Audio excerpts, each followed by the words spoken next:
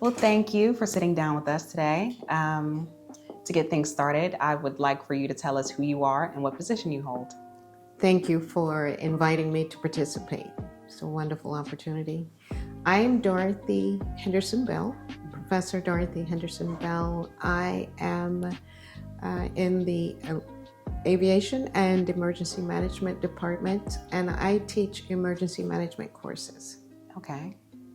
What are the most common misconceptions parents have about car seat safety?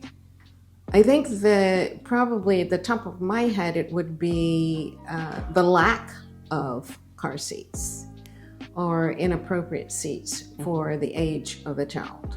I've noticed that in some situations. Okay. What are the most common risks you see in child passenger safety from an emergency management perspective? The risk would be the child being thrown in the front of the car if there is, rush on brakes, or the child falling out of the seat in the back while the parent is driving can be very risky for the child as well.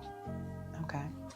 What are the most effective strategies and best practices for preventing hot car seat deaths? The best practice I would see, or to look at some of the best practices, would be number one, maybe have a large stuffed animal up front. If that stuffed animal is up in the front seat with you and the baby's in the back, the stuffed animal may give you some idea that there's an alert to check the back seat before you get out of the car. Okay. What psychological or behavioral factors contribute to cases where caregivers unintentionally leave a child in the hot car? Many times it is unusual for the driver to have that child, to be transporting that child. It's, let's say the father's not used to taking the child to daycare. All of a sudden the mother has something else that's interfering with her schedule, and she asked the father to drop the baby off, particularly if he is in a high level position at work. He's thinking about what's happening at work. He gets out of the car, forgets that the baby's back there, and he's gone. Right. And so that is what I'm seeing to be a lot of instances where the child is left. Okay. What role does emergency management play in educating parents or caregivers about car seat safety? The emergency managers have community forums periodically, and they can use those forums to explain to the parents the importance of the car seats, the importance of connecting those car seats properly, and they can also connect with mass merchandisers like Walmart, for instance, and do a public relations day where they can have the parents come in, drive up to the curb and test the car seats to see if they're in properly, if they need to go inside to purchase another one, have a discounted day for car seats.